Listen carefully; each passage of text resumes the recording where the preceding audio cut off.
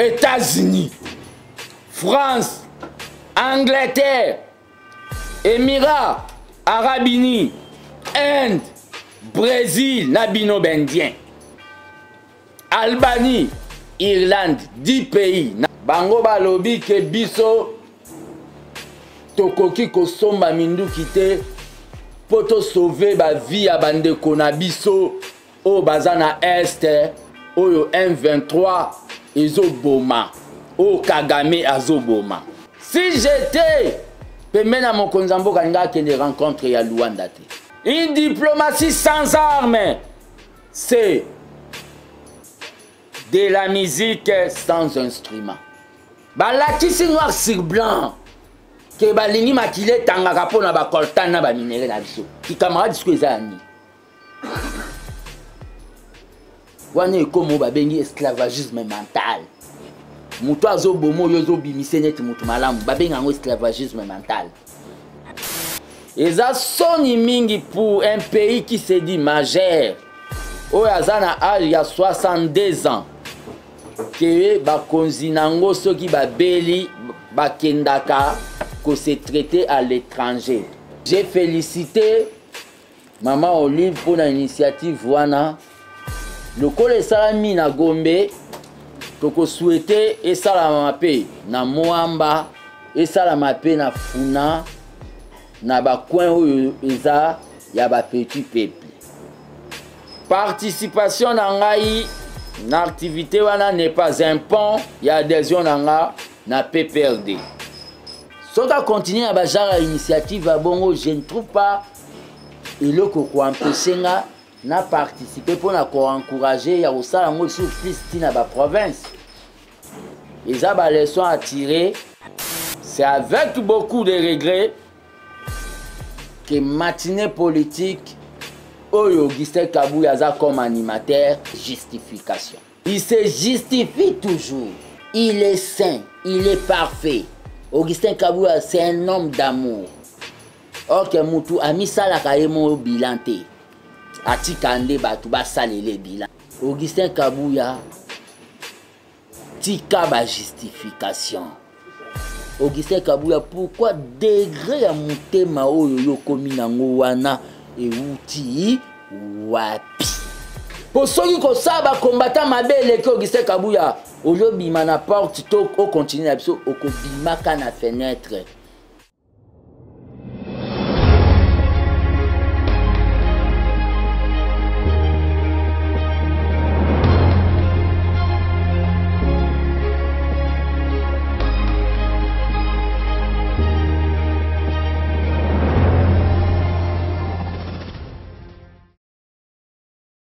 Mbote sika biso enzomi bino bandeko bandi à Plus Clair Télévision, Mbote na bino et bienvenue na numéro ya sika émission Vérité de tous côtés. Merci na bino bozo renouveler confiance et fidélité na kati ya la chaîne de Vérité, la chaîne qui vous informe en temps réel. Plus Clair Télévision, nomkolo lelo micro Plus Clair Télévision et kiti et pas ya mwana mboka fils mokoko ya UDPS ba bien kaye gardien du temple a osa la conférence trouvé ba ninyango alingi alobela ba imboka na kotala déjà mikolo oyo actualité et dominé sur rencontre et ko salema lobby à présent Félix na monsieur Paul Kagame na Luanda actualité et a peu dominé sur embargo ba Natiki Bino Bolanda. On se retrouve tout juste après. En ma qualité de gardien du temple de la démocratie, l'élève du Sphinx, de Larry et prophète politique que je suis, je vous ai invité pour faire au Babengi cette communication politique par rapport à l'enjeu de l'heure. Mais avant de commencer, comme j'avais eu à le dire dans le communiqué de presse, dans le communiqué pour vous inviter, que l'âme, le corps est touché, mais l'âme tissérédiste n'est pas touchée. Le corps est touché, Nabukanaki, Nasalaki accident, c'est-à-dire accident na lokolo, ya moto na lokolo ya gauche, na Boukanaï 3 places. Tellement la nation congolaise est dérangée, je suis obligé de parler. Il y a problème dans la locolo, mais dans la mon côté. Donc c'est pour cela que je vous ai invité. Na sala farti na bukanaki na moto pour na bao bazala quitter en titre de récapitulation dans des rappels na lança qui appelle il y a SOS Lisungi. Tellement qu'il n'y avait pas de moyens. Na bandai kozwa ba soins indigènes au babenga ya bokoko. Il s'est fait que situation bandai ko évoluer té. Ba koka ko katanga lokolo. Na SOS na lansaki est tombé que l'un des membres ya PPRD, l'un des leaders de la jeunesse kabiliste, JKK Henri Magie, a monaki communiqué dans les réseaux sociaux. Comment on a communiqué dans les réseaux sociaux? Batumsu ba monaki ba zapaki. Le même jour que j'ai diffusé, a benga kinga alobi ayaki kotala ngai. Koya kotala nga tozwaki photo akendaki et la photo était publiée pour ezalaki o babengi visite de courtoisie humanitaire.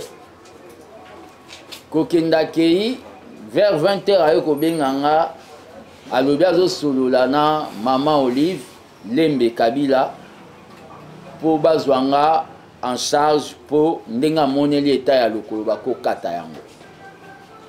Et puis si a tenté que zwa Maman Olive, vous savez dans les entourages il y a bateau baebana, il y a toujours eu babenga extrémiste, le dur bato amité mamabe. Il y a eu quelques bato balobi kengana fingaka Maman Olive qui Asali Sangate. Mais il s'est fait que Nandenge Baloba Kiana et Henri Magie a percé à Zui Maman Olive. Kozwa Maman Olive. Et Maman Olive a demandé à son mari, qui est M. Joseph Kabila, le président honoraire, et son mari a autorisé à ébicier à Solana Bakonzi à partir. Et Maman Olive a consulté Bakonzi à partir parce que moi je suis un acteur politique. Bapé Saé, appréciation à Bango. Et ça dit que M. Nehemi et le secrétaire permanent à PPRD, Ramazani, Sadari, Bapé ça qui avale pour na kenena o babengi bassoin na chip ya Bibwa. J'étais allé na chip, j'étais pris en charge et j'ai eu à payer au babengi 0 francs. Dans ma dernière conférence de presse, quand je suis sorti de l'hôpital, j'avais reconnu que mon parti bayaki na babengi assistance mezalaki na retard. Et j'avais remercié le secrétaire général Augustin Kabouya. Chose étonnante, M. Augustin Kabouya a sali sortie médiatique. Il a dit ce qu'il avait dit, mais moi je n'avais pas nié. Quand la main droite donne, ce n'est pas mieux que la main gauche puisse savoir. Dans la vidéo, ce qu'il a dit, même dans la conférence de presse, Maman Olive n'avait pas voulu que personnellement, la fille Simoko, qu'on a les cas nalobela ngo alobai kaka naza mwana me ndenge esalamela bato misu miracle na bible Yesu abikisi ye ayebisi koloba te bato wana bakoka te me bakendaka kobeta lisolo par honnêteté. Même Dieu pouvait me condamner. Na remercia qui maman Olive officiellement na oba na art o ya salaki au nom ya ba congolais o ba linganga pe na au nom ya Asbel na ngai o na dirijaka armée des bâtisseurs tshisekidistes. Mais je tiens à signaler à l'opinion au moment où on a un babeki pe na chaise roulante, il y a des gens de mauvaise foi, peut-être au ba prochakangai, peut-être pe d'ailleurs, bazui yango font des commerces, c'est-à-dire avec des numéros au babimisi, ba okende ko senga batu mbongo, numéro vraiment ya WhatsApp, bazui photo. Tellement na linga les pères mingi bache photo ya les pères bazo sengaka batu mbongo. C'est pour cela que je voulais attirer l'attention ya l'opinion ya bato ba olandanga boyebaka ke WhatsApp nanga ezalaka 085 084 65 55 na bandeli 085 084 65 55 ou plus 243 plus 243 85 084 65 55. WhatsApp wana etikala numéro normal na kanga yango. WhatsApp nangai ezali 0 9 9 9 46 50 11. Wana WhatsApp nanga officiel. C'est-à-dire 039, c'est-à-dire 099 94 650 11. Ou encore plus 243 99 94 650 11. Wana WhatsApp nangai. Il y a des escrocs oyo basi bazui bambongo ebele epa ya batu à cause ya likolo oyo ezana problème na bibende nzamba pambola bango. Mais soyez prudent vis-à-vis ya batu oyo bazo sala malhonnêteté wana.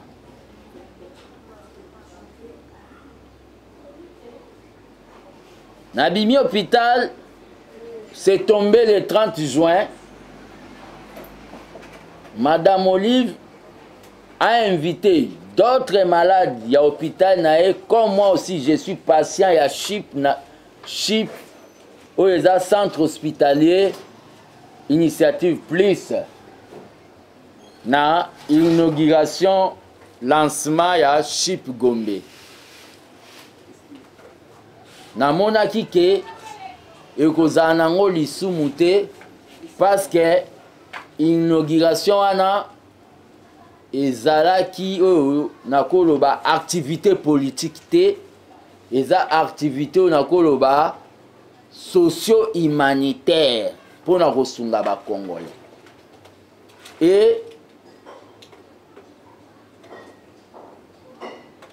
Et tombé pe na o babengi makanisi ya Lumumba, Patrice Emery Lumumba, que je rends hommage au Sengaka indépendance totale. L'indépendance que Patrice Lumumba avait demandé est l'indépendance totale, c'est-à-dire politique, économique, sociale, sanitaire, même alimentaire. Ce que Maman Olive a fait, et pour l'indépendance, une pierre dans ce qu'on appelle l'indépendance sanitaire. Et ça sonne mingi pour un pays qui se dit majeur. Au Yazana âge, il y a 62 ans. Que bakonzinango ceux qui ba beli bakendaka que se traité à l'étranger. eza soni mingi. J'étais allé dans cette activité représenter les peuples, le petit peuple, babola oyo bakufaka pona bozangi paracétamol ou Novalgine. Et j'ai félicité Maman Olive pour l'initiative wana. Le kole salami na Gombe, toko souhaité et salama pe na Moamba et salama pe na Funa Gombe. Je crois bien ça Lukunga.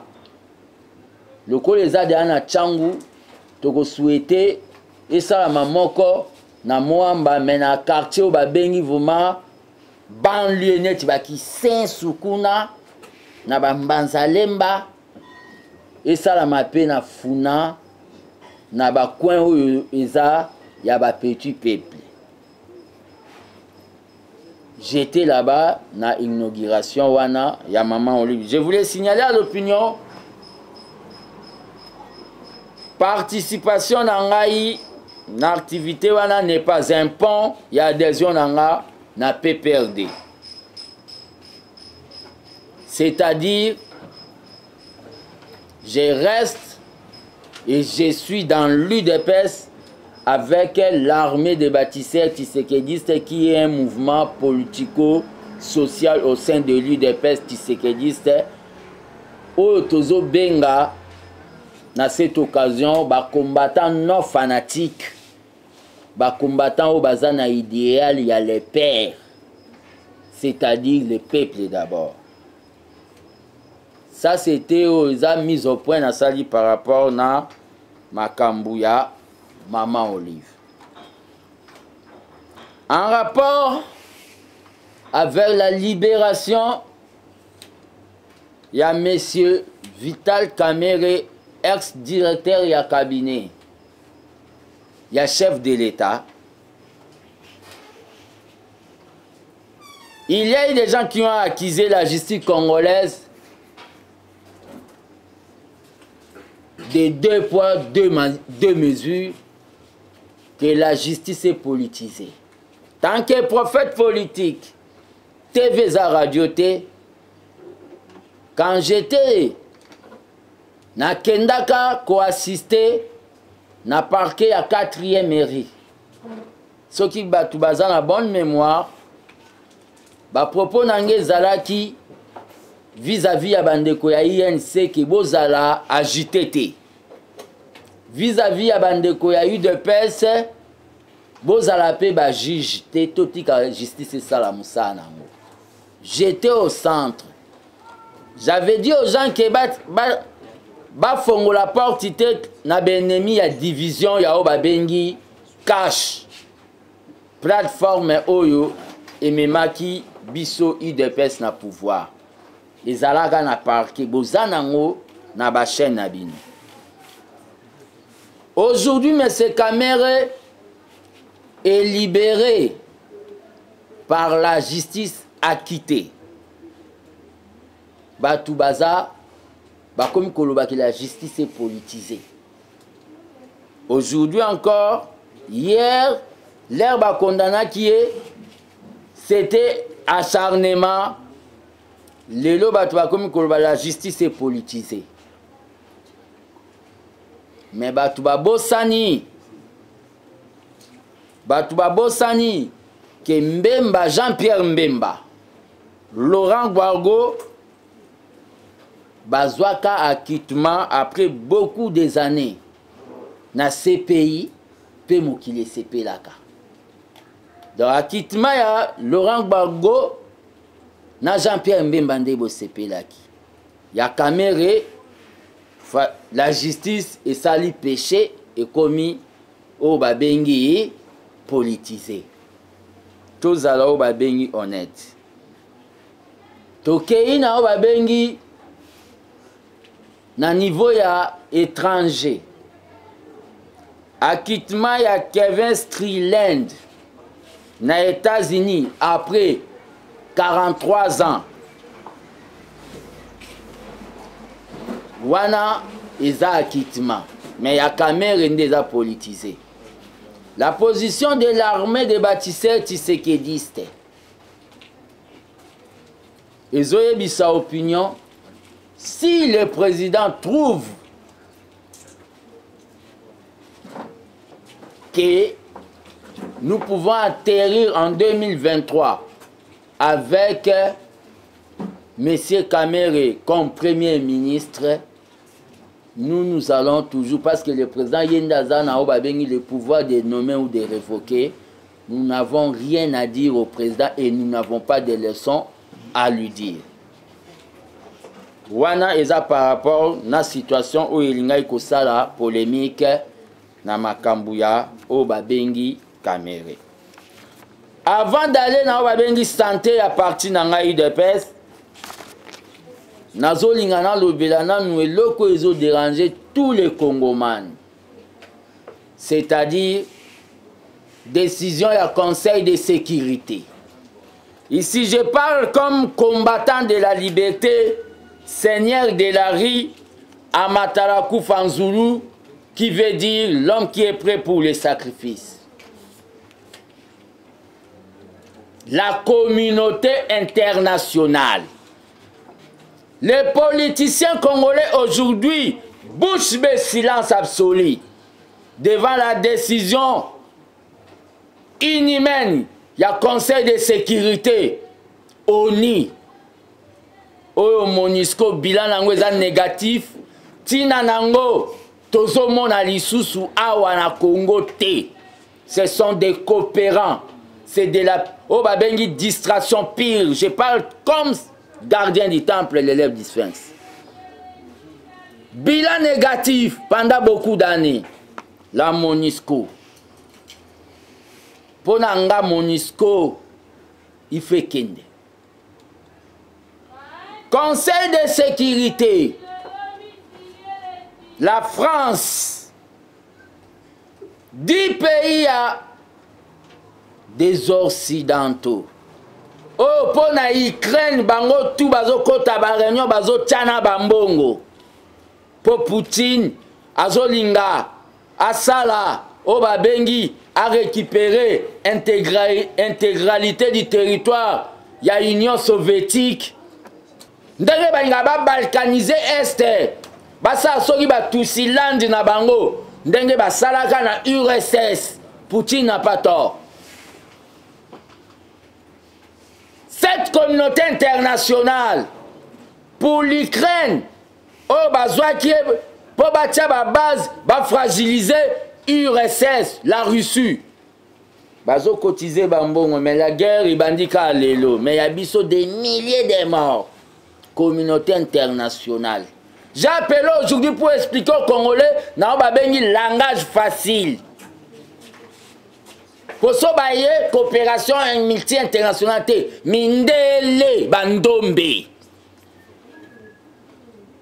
Cette communauté internationale, Oeboma Lumumba, pour le qui arrêtez de piller.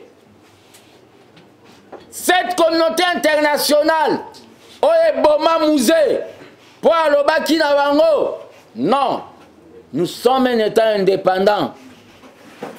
Cette communauté internationale a abandonné Mobutu et précipité à la mort. Cette communauté internationale, en voyant que M. Joseph Kabila voulait coopérer avec la Chine, parce qu'à Jijaki, coopération, il y a Banque mondiale, na FMI, les institutions de Bretton Woods, non féconde, c'est-à-dire de l'autre côté, cette communauté internationale, Inaki Kabila, cette communauté internationale, qui a un conseil de sécurité, ça y Fati Likita, Congolais, il faut que pays wana, politiciens na minito, Munoko, silence, komi bababa. Vous êtes des aventuriers. Des aventuriers. Je vois un certain encore, comme Mouzito est en train de dire,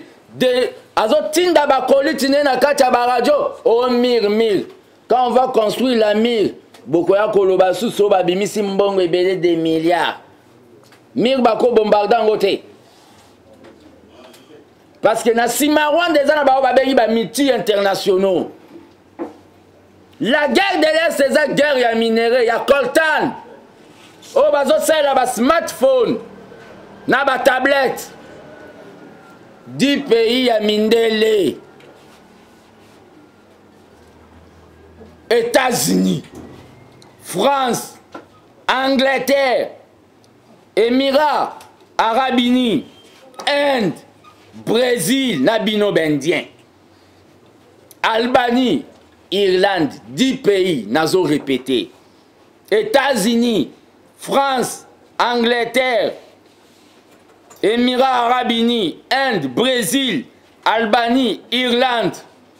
Bango balobi ke biso tokoki kosomba minduki te poto sauver ba vie ya bandeko na biso o baza na este oyo M23 ezoboma o Kagame azoboma ba pays wana. Je n'ai pas vu même au niveau de la diaspora il marche même au babengi ba sitting na niveau ya ba ambassade ya ba pays wana. C'est seulement Chilombo. Comme si le Congo, c'était le problème de M. Félix et sa famille. Or que le Congo, c'est le problème de nous tous. Pas même une action de Congolais. Au niveau de la diaspora, au moment de décision, et bima qu'il est 30. Félicitations à ma pays. Oh, bazui courage. Ghana, Gabon, Kenya, Chine, na Russie. Ezaba pays au balobi ke ba longola embargo poto koka kosomba minduki to bundisa guerre au ba imposer biso à travers moi na musala ya ba o ba bengi ba Samsung ba téléphone smartphone moi na musala ba o Kagame. Coltan na biso Rwanda zo zwango na pri ya makila. Coltan na biso Rwanda zo zwango na pri ya makila bazo kende ko kundango kuna na kati ya Rwanda na mabele après ba bimisi yango balobi bango ba exploitaka o ba bengi coltan. Personnellement quand j'ai suivi M. Kagame aujourd'hui dans une des radios étrangères Koloba kege absence n'est na force sous-régionale ya Est ana et ko déranger était à l'aise. Personnellement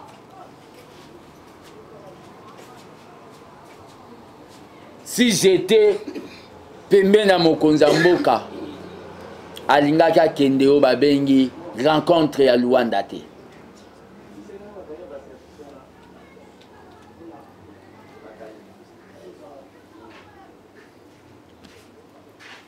Si j'étais Pemena Mokonzambo Kanga qui ne rencontre ya Luanda te. Je suis en train de dire au chef de l'État, tant que l'un de ses lieutenants, gardien du temple de la démocratie, une diplomatie sans armes, c'est de la musique sans instrument. Une diplomatie sans armes, c'est de la musique sans instrument. En politique, pour Mouninga respecter, il faut peser. Bachebiso embargo. Bachebiso embargo. Ce n'est pas au président de la République maintenant à lui seul de tourner au Babengi la page des États-Unis, de France. Malgré il a fait au Babengi la diplomatie, il a expliqué bango situation à Congo, mais ba Monica ka d'intérêt na bango, il y a ba richesse na biso.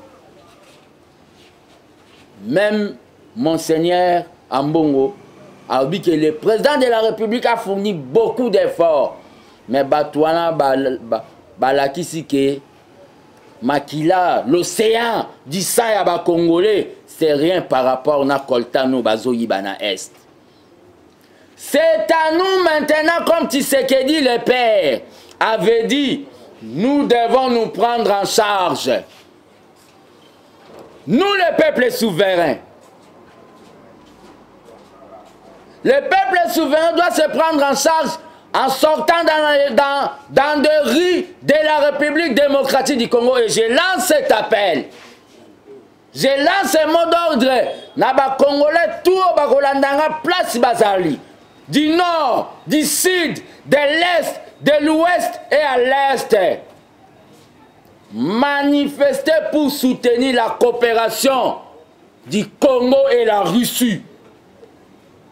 Manifester pour soutenir la coopération du Congo et la Chine. Le peuple doit sortir, sortir dans des rues. C'est ça maintenant, phase il y a ma manifestation.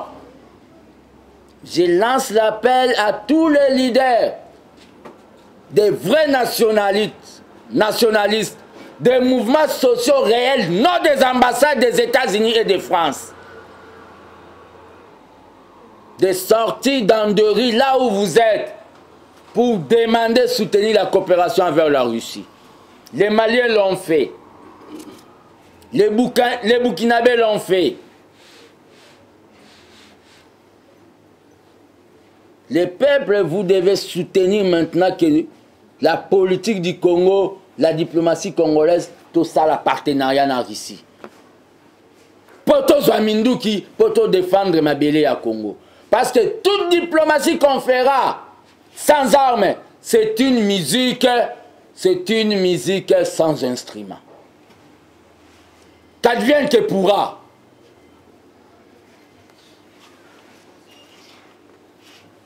Pourquoi vous devez sortir dans la rue? Car, pourquoi vous devez sortir dans la rue? C'est parce que la rue, c'est la plus grande institution. Balabal et l'équipe même parlement, l'équipe Sénat. Balabal a échangé sa décision. Balabal et lobista Kengo a dondona lingala. Na époque où Balinga va tenter révision constitutionnelle. Ça c'est par rapport na makambu oyo etali embargo. Bazamite mamabe mindele wana. En rapport avec la santé de l'UDPS, pour Nassilisa. Nalandaki avec beaucoup plus d'attention. Matinée politique, Oyo. Monsieur Augustin Kabouya, le secrétaire général de l'UDPS, à Salaki le dimanche 3 juillet. Na permanence à UDPS.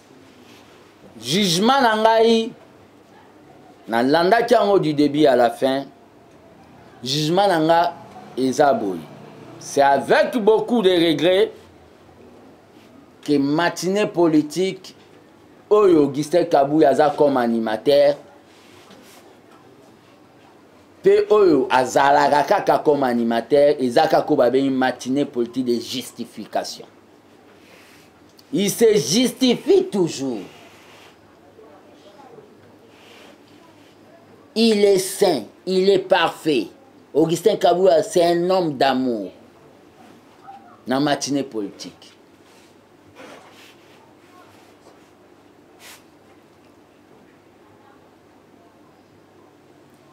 Bah, secrétaire général Nyonso, généraux Nyonso, baleka na IDPS basale lote.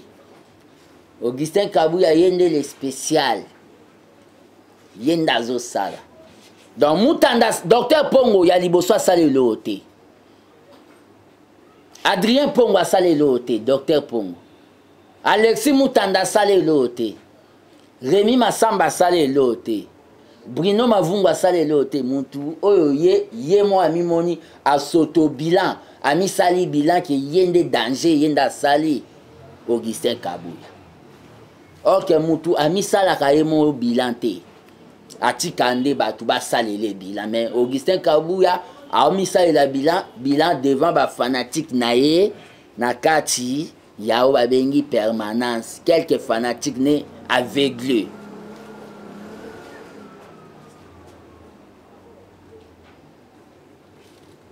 Alexis Moutanda aza parmi ba secrétaire général o ya tchakutu mbongo ne mo pona okende ko implanter ko actualiser donc ko redynamiser IDPS na ba fédération a salé loté. Rémi Massamba aza l'unique secrétaire général o alongwa samba tuba bunda samba swana l'air tiseri da FCA na zone nommé mususu ya aloba oui papa. To bosani na yo bosana pe o babengi Germain Chabani. O a sali ça ba jeudi saint Germain Chabani pe a salé l'autre côté. Donc Augustin Kabuya yende a sala et loko donc yende fin. Muta se comporta ndengwanate. Nous devons nous asseoir. Un chef appelle les gens. Ozolo banazo dirigete yaka pesanga makanisi na yo oyo ozo kanisa poto bongisa parti. Augustin Kabuya osala ngote azo sala selon mutu na ye. Azo sala makambu misuso biso tolobela ye aye ko sala en retard que il faut to se doter na ba imprimerie makambu donc non. Monsieur Augustin Kabuya, tu dois consulter les cadres de l'IDPS. Et je me demande aussi, bino pebo mituna, na matinée politique wana, Augustin Kabuya salaka matinée monologue, eza lokola na Vatican, Papa Gangi, Alléluia, ba fanatique ne bazonsi, Amen. Biso toyebi ba matinée politique, to banda ko sala na les pères. Et elle a dit, s'il vous plaît, les leaders maximum, j'ai une idée. Les Kuneza lokola misa na Vatican. Augustin Kabuya, tika ba justification. Benga batu. Tozo kende na dernier virage. To solo la comment nous pouvons redémarrer l'IDPS. Selon makanisi ya batu nyonso musapi moko sokola ke longité.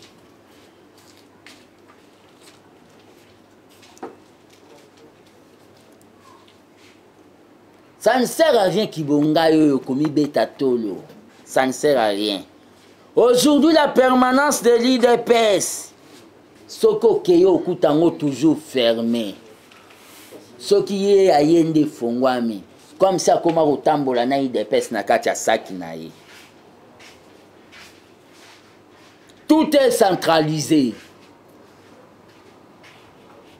Est-ce que la matinée politique Augustin Kabuya salaka? À côté de la réunion présidence du parti, ba décider que ba koloba boy to auta ananda kune l'air à la muta bimi na chambre place bala la raina mwasi na ye. Bah moi lobby matinée politique batouné ya internet ou apé ça ba unité ba koti les CG parlent. C'est comme ça qu'on dirige un parti politique. Pour tenir une communication, on doit réunir la présidence du parti. C'est ça selon les pairs. Nous ne sommes pas tes ennemis, Augustin Kabuya.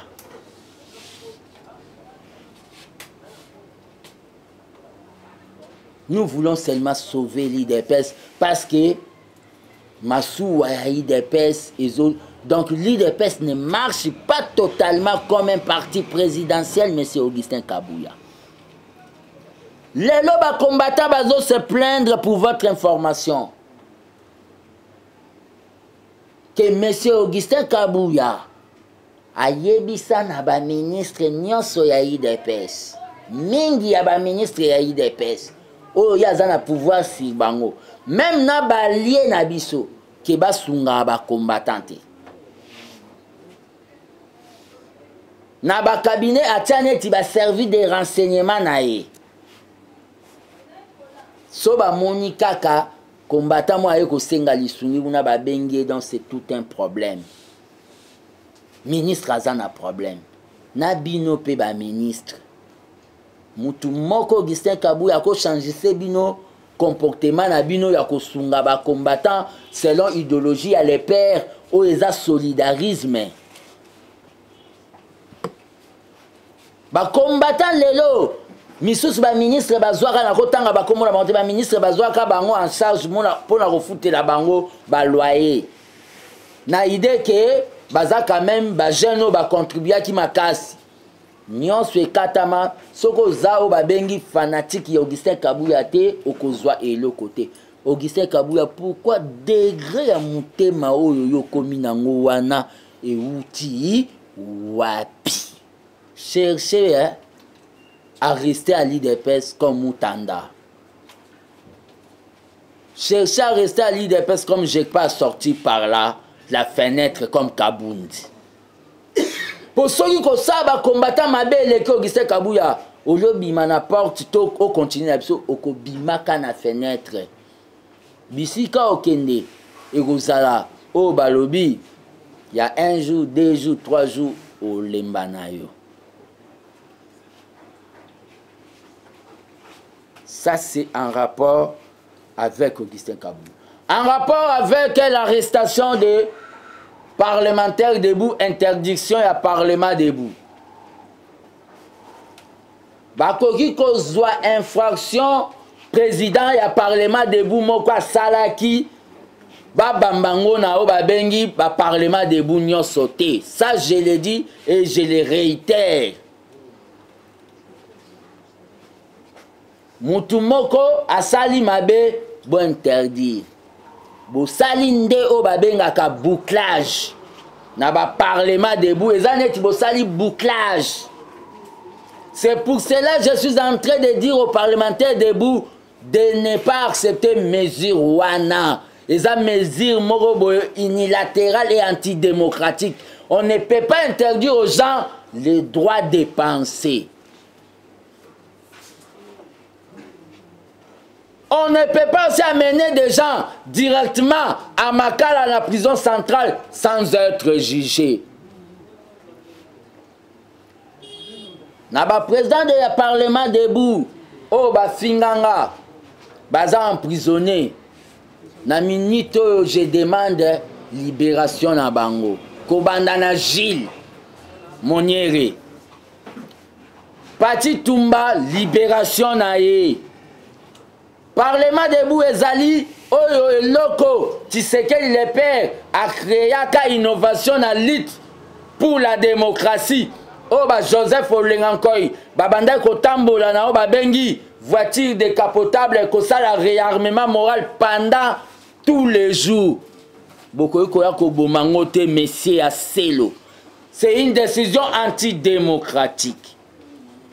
À cet effet, tant que gardien du temple de la démocratie, et belé boyebi qu'en matière d'argent, je suis honnête. Botinda ba $1 pour Fati, mouta réclamate. Botinda bon on appelle ça papa mon a parlement debout lokele rai au genou vimbaka. Bon mon ande na pesa mbon.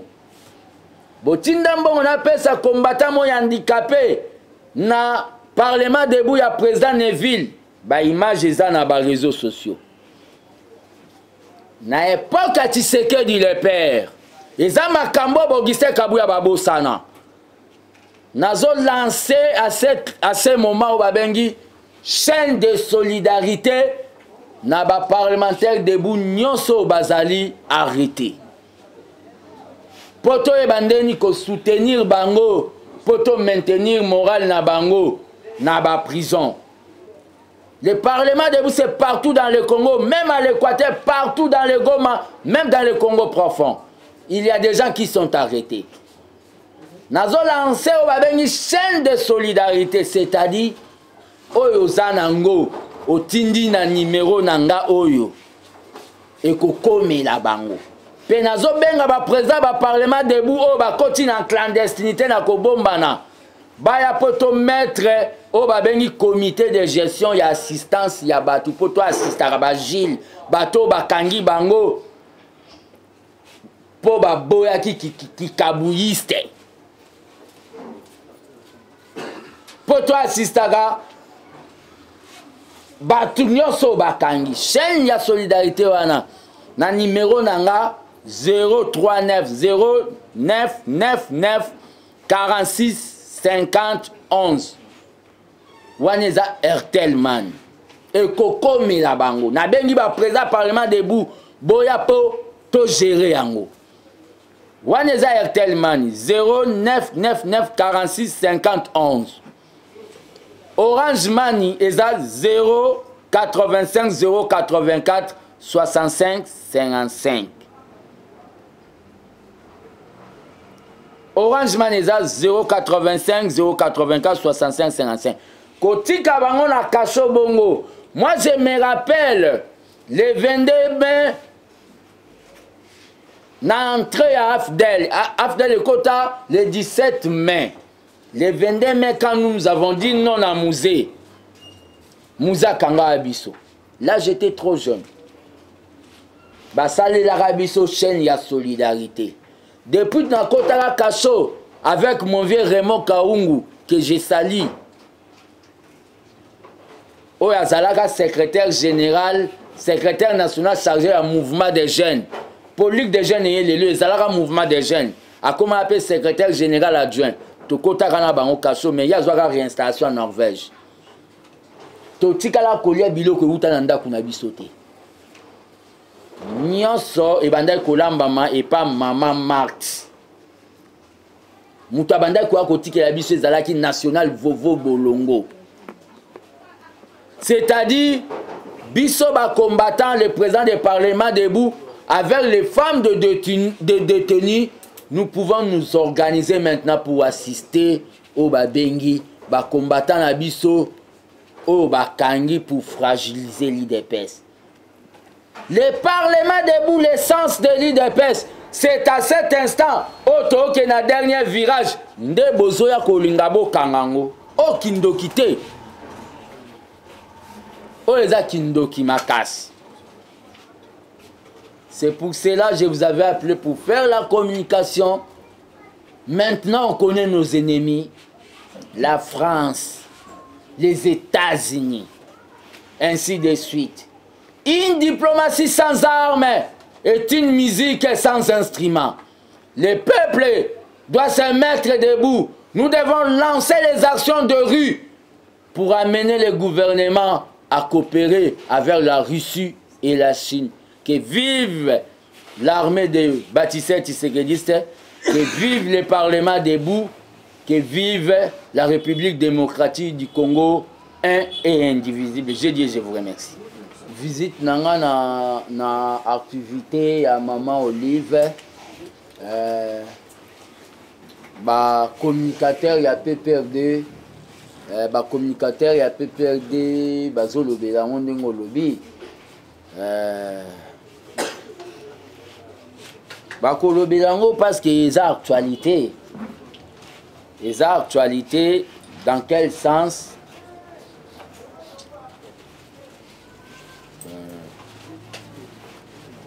Kosala eloko ya bongo pe na ba standing ya international. Donc au memi poto na Kinshasa. Bakoki toujours kolobelango. Que na rozala utiliser prochainement que na ba activité si et seulement si les activités socio-humanitaires d'intérêt à peuple. Hôpital au Maman Olive Sali aneza yani ya bato peuple do ba en opposition to FCC to ya bisoka bato to na pouvoir eza hôpital ya bato tout. Dans la santé, il n'y a pas de couleur politique. Si on continue à bajar à l'initiative à Bongo, je ne trouve pas et le ko empêcher nga na participer pour na ko encourager ya osala ngo sous plus tina ba province. C'est de même ba maman Amida Kamere na fondation la Colombe. So ba sali initiative bon je ne trouve pas et le ko empêcher nga fils nko ya okende ko betele maboko pour les intérêts à peuple. C'est de même maman Denise P sera sali ba initiative oyo ko aider peuple à soulager souffrance ni na obetara maboko. Donc j'essaierai d'utiliser toujours na oyo o ba bengi eza ya intérêt à peuple. Mot d'ordre na lancé au lobby que eza ya parti bato a parti ba ebi. On a vu ça noir sur blanc. Si moi j'étais même président, l'ambassadeur ou ayaka na cité de l'Oya na FC Goyaka Souste qui camarade de Koufi. Ba la qui c'est noir sur blanc que ba lingi makile tangaka pona ba coltan na ba minéraux na biso qui camarade ce que ça ni.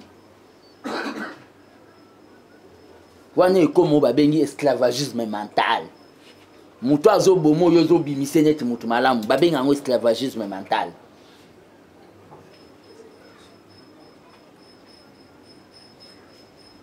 Fidel Castro Loba quelque part qu'il soit maudit un peuple qui attend le mot d'ordre des gens qui ont des cravates et des lunettes. Je lance le mot d'ordre que le peuple doit sortir dans la rue pour demander au gouvernement, comme le peuple souverain, demander au gouvernement de changer les fusils d'épaule, qu'on aille vers la rue, au Babel la Russie. Parce que toute diplomatie qu'on va faire, ils ont une musique sans instrument. Musique sans instrument. Et Simbati, on doit avoir les armes.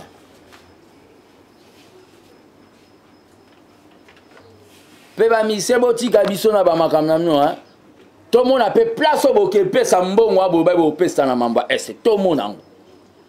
Tout le monde na écran kuna ba star ba joueur bango tout ba simbi ba arme moko ba uta okangi misu ba kufi. Boye la biso ba langage boye la biso te bolo bana biso ke biso musana biso ezaka to bundaka na loembo non. Le moment où la guerre sera populaire comme avait dit Mouzé et ça terminera là où elle est venue, na Rwanda. Biso tout au Simba Minduki. Toko comme na prophétie à Mouzé wana. Même il y a le monde qui tôt tard, mon peuple a découvert l'ennemi interne et extérieur. La prophétie n'est pas comme.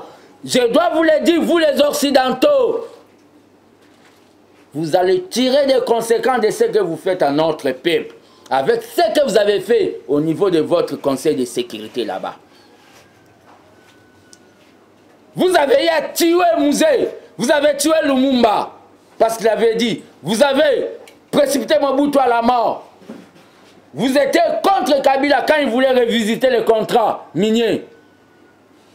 Sachez que si vous tuez même le président de la République aujourd'hui, même si vous me tuez, mais si vous tuez aujourd'hui, quand vous avez le plan de tuer le président de la République, parce qu'il veut défendre la patrie, il y aura beaucoup de Félix Tshisekedi qui vont naître.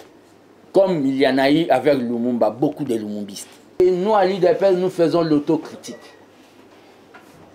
C'est-à-dire, ceux qui moko ya biso to monya zo tambola bien te to yebse non, o tambola bien te. Biso na IDPS to sala na autocritique. Et sur le plan organisationnel. Non, je suis en train de dire biso na IDPS to sala na autocritique. Biso na l'IDPS nous ne fonctionnons pas avec Obabengi l'argent de l'État. Nous fonctionnera na Obabengi ba cotisation des membres. Différence est à mon biso na IDPS toza na Obabengi esprit d'équipe muninga aibi net madame Vewa ibi to madame Bibiane aibi collaboratrice nanga na bombi été na IDPS so ibi wato devant les peuples le jugement des peuples. Donc, na pouvoir na biso différence ezana na il peut esprit d'équipe ezate esprit d'équipe eza so eza le peuple d'abord. Bon, pour M. Kamer, j'ai dit c'est pas moi qui décide, j'ai pas le pouvoir. Si le président voit comme il est acquitté, il peut les nommer. C'est le pouvoir du président de la République. C'est le pouvoir du président de la République. Il voit qu'il est pour toi atterrir. Na bandana mutoto bandala na sukisana et na omonelo nga na kelo bana fatité. Sur le plan juridique. Pour na maramba autour na so fils moko constant, moi je suis pas caméléon. Les gens que vous voyez à mes côtés, nous sommes restés constants pendant tout le pouvoir. Fils Moko avait dit qu'il ne va pas travailler pendant les 5 ans, le premier mandat de Félix, pour observer au Babengi évolution et pouvoir. Ndenge bato bazali banda ya stade bamona bokazo abi constater les erreurs et les dénoncer. Demandez-moi quel jour quand il y a eu le remaniement, je suis allé demander le boulot. Je suis resté toujours dans séance été dans le Parlement debout avec l'armée des bâtisseurs. Je suis constant. C'est pour cela que les autres m'ont appelé Tshisekedi dans le Nouveau Testament. Comme on a une signification. Aujourd'hui, tu dis que Kabila réconcilie. Le mal du Congo, c'est Kabila. Est-ce que vous allez le mal du Congo, c'est M. Kabila. Mais j'ai eu à vous expliquer le M. Kabila que j'ai dit, comme Tshisekedi, le père disait, le mal du Congo, c'est Mobutu. Mais ce n'était pas Mobutu, mari de Bobila Dawa. C'était le Mobutu système. Le mal du Congo, c'est Kabila, c'est le kabilisme. Même Kabila ndenga zana na Kingakati. Akamwa batu misusu ndenge bayiba na mboko atuna comment il a eu à détourner. Ezana batu misusu bakamwisa Kabila na degré pe na perfection ya vol. Kabila s'est étonné. Au sentiment que a bouki pompe ça sans pitié. Kabila pas comme moi.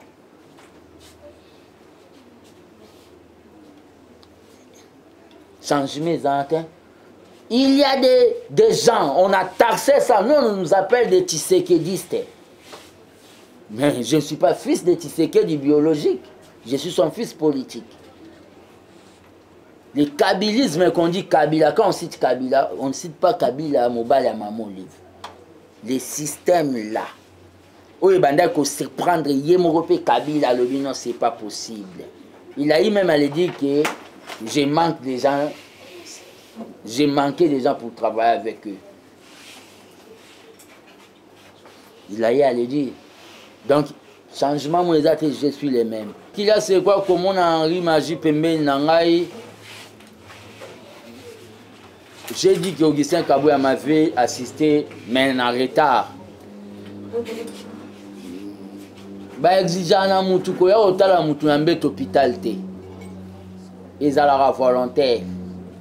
C'est-à-dire, Henri Magie Ayaki, mutu nyonso akomona ka ko ya otalanga, n'esprit a bien. Je suis disposé de les recevoir. Nako fermer porte nangate et pas ya batu. O bako ya otalanga tepo basunga nga na PPRD bino boyate. Non non non.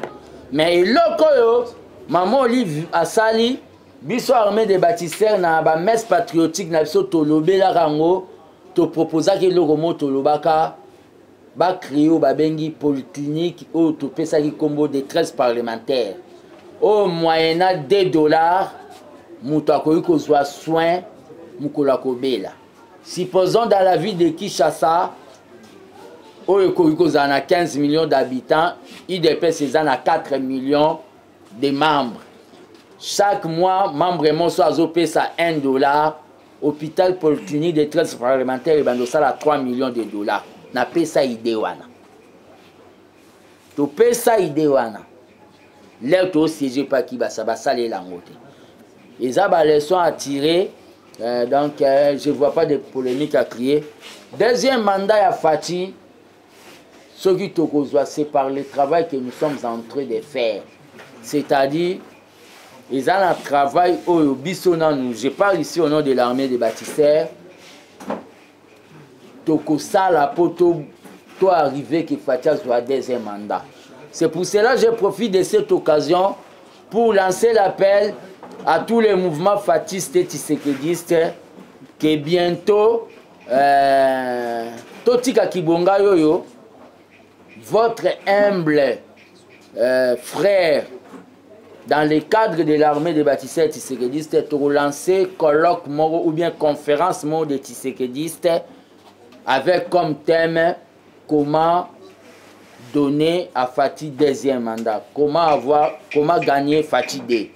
Donc, nous devons réfléchir, tous les mouvements fatistes, tous les mouvements tshisekédistes, même la Ligue des jeunes, il y a un parti Oyo, il y a Union Sacrée, nous allons organiser colloque comment gagner Fati D.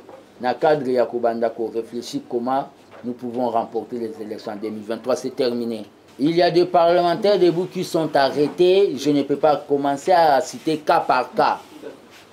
C'est pas Gilles, on a arrêté d'autres à Kasumbalé, ça partout. Les parlements debout, c'est presque partout. Il y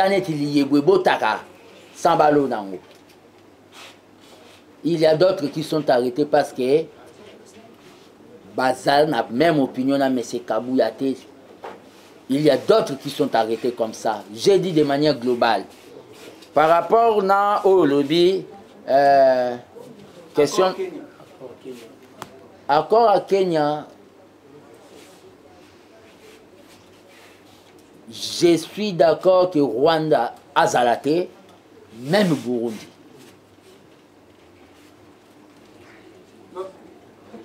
Et nos accords de Nairobi. Dans les, bon, je me suis un peu continué dans les lots. Dans l'accord à Nairobi, ndenge basalaki entre le président Félix et Vital Kamerhe, nous sommes des légalistes. Nous sommes les légalistes. Dans les accords là, on doit laisser le temps au temps. Toti Katoko m'a fait un mandat. Soto comme na fait un mandat. Bango mi balo basalaki bakor wana peut-être na sile bakutana balobelaki bakoya ko fixer biso ndenge nini lobby ekozala. Pongana tozala na Nairobi te. Donc Toti qu'il a les deux leaders ya cash o babengi Fati vite. L'air ça la bilan il y a 5 ans où biso topesa ki bango ba voix na biso. Ba ko décider de l'avenir ya bakor ya Nairobi. Réponse on a ko répondre ya ngwana. Donc biso to bando baté ke on est ni aux raté na Nairobi les affaires il y a des frères Félix Tshisekedi et Vital Kamerhe 1.1. Nous n'avons pas besoin il y a babengi ba députés provinciaux ou nationaux nommés. Il doit y avoir des primaires, c'est-à-dire tu tiens la circonscription X ba candidat ba bimi base époni bateau ba ko représenter na course. Boye la biso bateau boye la biso konomete.